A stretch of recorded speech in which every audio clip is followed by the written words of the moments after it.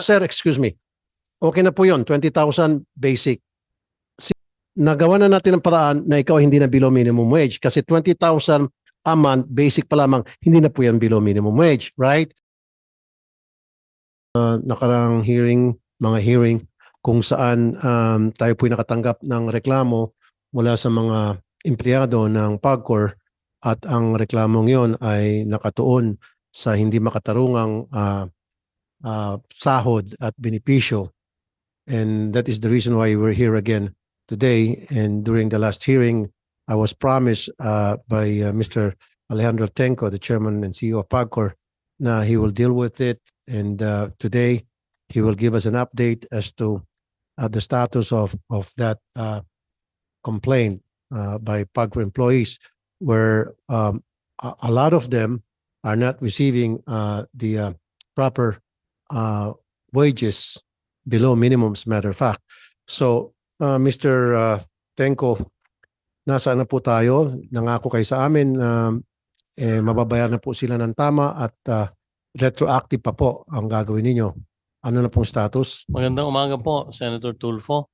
At sa lahat po ng nandito sa panel ngayon, at ganoon din po sa grupo ng mga pag-Korean na nandito din ngayon. Sorry, before we continue, yung mga hindi pa nakapag-take ng oath, COMSEC, pwede bang silang ipa-take ng oath? Yes, good morning, Your Honor. Those who haven't taken their oath last time, the last two hearings, can you please stand up? If you were able to, gano'n na, no? What about sina?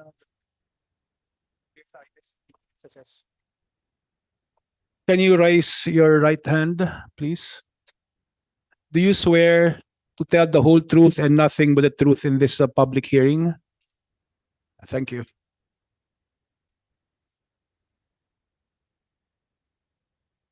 Okay, thank you, COMSEC. You may continue, Opo. Mr. Tenco. Sir. Magandang umaga po, Senator Tulfo. Gayon din po sa nanditong kasama kong nasa panel at gayon din po sa lahat ng mga pag-Korean na nandito ngayon. Good morning po sa inyo. Doon po sa mga napagkasunduan at pinakiusap niyo po nung nakarang hearing nung February 1, amin pong pinangako sa inyo sa pamamagitan po ng inyong pakiusap, Senator Tulfo, na i-implement po ng PAGCOR on February 15 yung pong pagkakaloob ng retro pay.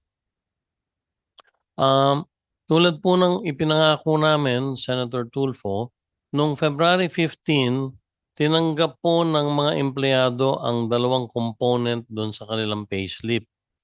Ang una po ay ang bago nilang basic pay na naayon po sa approved CPCS program na ilinabas po ng GCG noong January 31.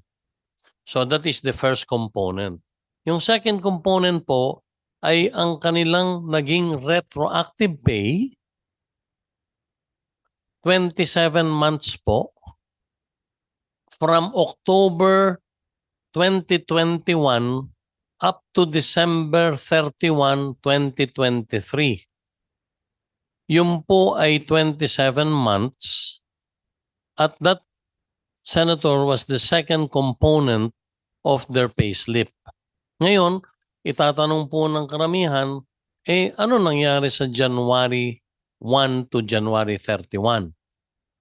Senator, humihingi po kami hanggang sa katapusan ng buwan ng Febrero para po magkaroon lang po ng period of reconciliation. Hiningi po ito ng HR group nang makita po yung meron po bang naging absences, meron po bang naging leave, meron naging... So yung 1 month po, yun ang natitirang utang ng PAGCOR sa mga empleyado, yung retro pay. And by the end of this month, they will see again in their pay slips two components again. One, their new basic pay for the end of the month.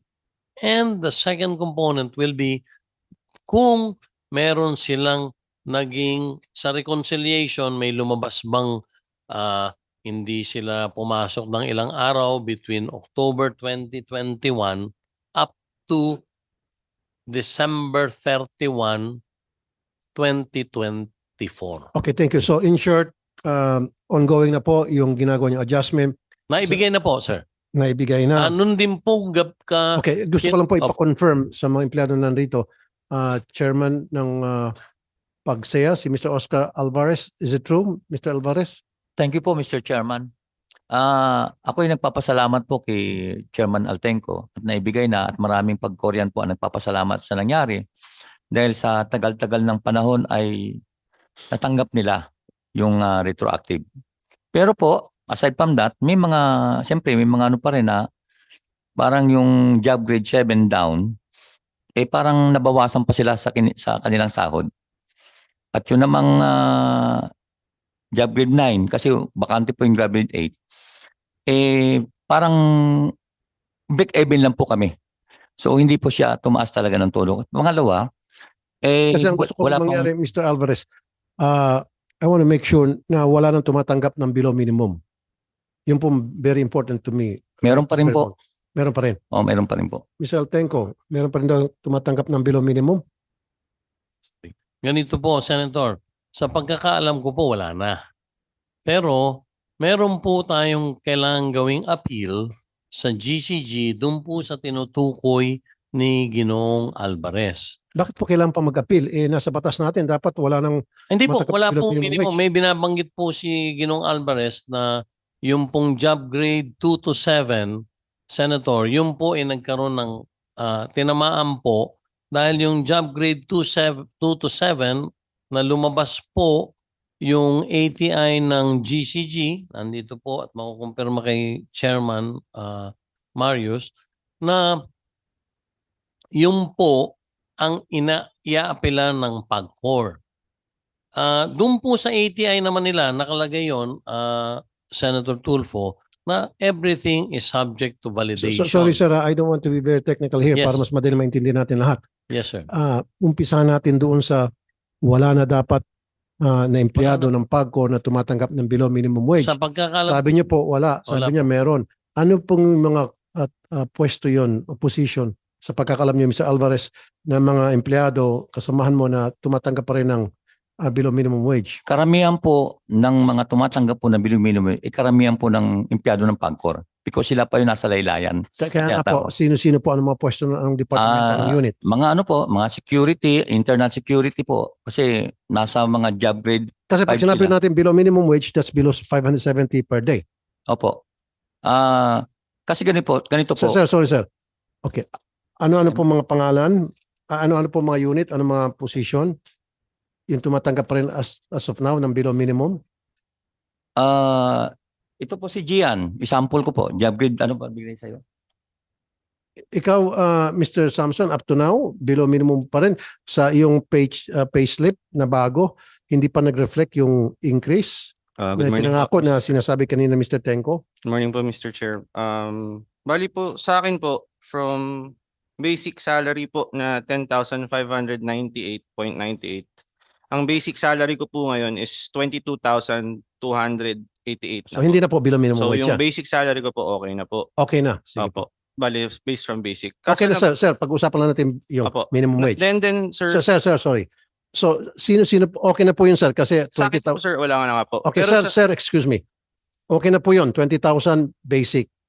Sino-sino pa yung mga unit na hindi? Eh, Excuse me. Oo. Excuse me, let me finish here para mapabilis tayo. Kasi sir, ayoko yung nangyari dati, taas ka ng kamay, taas, left, right, left, right, left, right.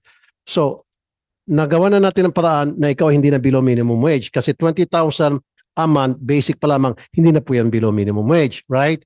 So therefore, stop ka na muna. Mamaya na lang kung kakailanganin, pag may sinabi sila, ika-counter nyo. For now, okay ka na. Ano-ano mga unit, ano-ano mga posisyon ang below minimum wage pa rin tinatanggap? Number 1 po yung mga driver po. Driver, saang unit po security ito? guard, Driver, security guard, tsaka yung internal security, internal, okay. yung mga nasa yung utility, Okay. Hindi ko po masabi lahat, pero karamihan po sa kanila, yung Ito sasabi mo na sa laylayan. sa lalayan po. Okay, driver, security, internal security, utility, mga ilan po sila? Marami po yan. Kasi sila po yung backbone po ng PAGCOR na nagtatrabaho. So, below minimum, ibig sabihin below 570. Opo. I-times nyo nga, 570, dapat magkano? Ang monthly dapat matatanggap? Come on, bilisan nyo. So, Mr. Tenko, Yes, sir. ito yung mga nasa laylayan. I agree with Mhm. Mr. Alvarez. Sila yung backbone ng operations ng PAGCOR. Dapat sila inaalagaan ng maayos. Driver, security guard, internal security guard, utility. Bakit hanggang ngayon below minimum? Senator, we followed the table that GCG gave us, and I think meron pong So pagkakamali. dapat more than 13,000. Oh, 14. Opo. Kaya may pagkakamali po si Ginong Alvarez sa kanyang statement sapagkat 14,091 na po ang lahat ng tinutukoy niya. Per 14,000. month, 14091, Mr. Senator. So 14,000, magkano pong pinakamababang sweldo ngayon? 14, ang basic po ngayon na pinakamababa sa PAGCOR, Mr. Senator, is 14,091. Okay, so ibig sabihin, hindi na to below Hindi minimum. po below minimum. Kaya gusto ko pong itanong, Mr. Senator, kay Ginong Alvarez, ano yung tinutukoy niyang below minimum?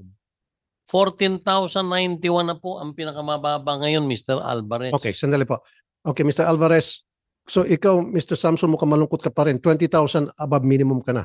Kasi kanina malungkot ka pa rin, gusto mo pa tumaas ng kamay. So, doon na muna tayo mag-consider sa 14,000. Okay ka sa 20,000, right? Okay. Mr. Alvarez, 14,091 which is Kasi nasa po, minimum. nag-submit po ako sa inyo ng tinatanggap namin salary. Yung sa basic salary, pangalawa yung tinatawag na allowances. Nangyari po, tinanggal po nilang allowances namin.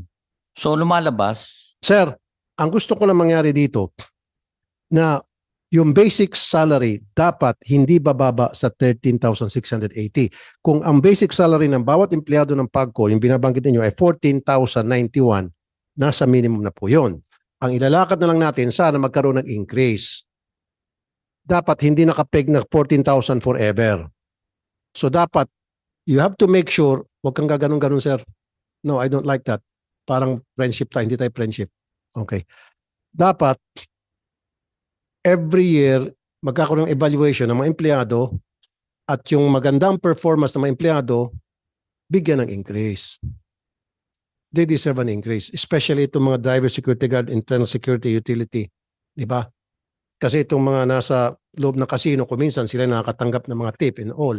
So dapat itong mga driver na hindi naman nakakatanggap to ng tip mula sa mga players, taasan natin mga sweldo nila. Senator, automatic po dun sa linabas ng GCG, every 3 years po, may automatic increase po. Hindi na po subject sa evaluation yon. Basta wala lang pong problemang administratibo, automatic po every 3 years dahil pinagpapahalagahan po ng gobyerno yung tenure. Every 2 years po. Opo. That's a lot of bull. Kasi nga po, Ay. di ba sila, ilang taon na nagtatrabaho, 10 years, 12 years, 15 years, nakapeg pa rin doon sa below minimum kung hindi pa natin napag-usapan ngayon. Hindi So- po, dito po sa bago, Senator, na sa bago. ATI, doon po sa linakad ninyo, dito po sa ATI ngayon, na bago, na linabas ng GCG, standardization na po sa government, every 3 years na po, Mr. Senator, ang automatic increase. Yun ang gusto kong mangyari. Dapat every year po, lahat ng empleyado ay ina-evaluate ng kanilang mga supervisor at sinasabit po sa mas nakakataas. At yung mga gumagawa ng mabuti, dapat i-consider yung bibigyan ng pay increase. Yung mga gumagawa ng problema, may mga memo, sabit, yung siguro pwedeng i-hold. Am I right, GCG? Tama po, Your Honor. Although sinabi na every 3 years, so yung automatic increase, in between those times, pwede naman nun silang. Pwede rin. Yes po. Lalo na kung nakita talagang well-performing yung isang empleyado, Yes po. pwedeng hindi nahintayin yung 1 year, pwedeng on the spot. Di ba? Depende po sa policy ng GOCC po. Correct. So ano po yung inaprubahan yung pay scale rate, GCG, para sa mga empleyado ng PAGCOR? Sir? Yung tinatawag na pay scale rate. Opo, in for accordance with each the employee for every unit. Opo, in accordance with Executive Order number 150 po, which established the compensation and position classification system, meron na pong mga standardized pay scales for GOCCs. Okay. So okay na tayo doon sa, yes sir, Mr. Alvarez. Pwede ho ba ako makahingi ng copy niyang sinasabi niyang CPCS rate? Kasi ang tagal na namin nire-request. Even sa GCG, nag-request ako niyan. Pero hanggang ngayon, hindi pa rin ako binibigyan ng copy. Para magkaroon naman kami ng comparison. At pangalawa, may tatanong din ako kay Chairman GCG Chairman Corpus. Kung doon sa binigay nila, hindi ba kami allowed na mabigyan man lang ng step increment? Kasi lahat po kami, lalo na po itong wala po kaming step increment. Ibig sabihin, pare-parehas kami, luma ka o bago ka, pare-parehas kayo magsisimula sa step 1. Yun po ang problema namin ngayon. Wala po siyang seniority. Walang seniority. Walang secretary of tenure. Yeah, Mr. Corpus. Yung pong CPCS rates nasa website po ng GCG. Pwede po nilang i-access kung gusto nila. Nasa website daw po, Mr. Alvarez. Tapos yung step increment po na sinasabi. Na-check nyo na po, Mr. Alvarez, yung website nila. Hindi pa kasi iniisip ko kung ano ba nakalagay dyan. Hindi, kasi kung Na- nasa website, sir, Pwede. pwede mang pupuntahan yun. Opo. Maliban na lang kung binubolan tayo nito, pakicheck nga sa website kung nandoon on the spot. Tingnan mo kung nandoon sa website. Kasi kung nandoon sa website, then titingnan nyo lang po doon sa website. At kapag nakita nyo na hindi sapat at mali-mali, then pwede ulit kayo bumalik sa amin. So, sir, okay. go Mr. ahead. Chairman, ako pa humingi ng tawad. Minsan, nakakalimutan ko po mag-address sa inyo bilang Mr. Chairman. No, okay lang po yes, sir. Doesn't matter to me. Go ahead po, Mr. Corpus. May tab po tungkol sa CPCS sa GCG website po. Ano po? Sige, pakibanggit na lang. Ano pong pangalan ng website nyo? gcg.gov.ph po. gcg.com.ph. Okay. Meron- Mr. Alvarez, away po kayo doon sa website. Aware po ako na meron pong ganun. Kaso nga lang, hindi ko malaman, wala akong comparison kung talagang yun ang binigay ng Hindi, ganito nga, Pagcor. sir. So, you check that website first. Pag-aralan niyo po yung mga nilalaman yan, kausapin niyo po yung mga member ninyo. Kung sa tingin ninyo, mayroong mga pagkukulang doon, may mga hindi tama doon, then you come back to us and then we'll call another hearing again. Salamat po, Mr. Chairman. Gagawin ko po yun.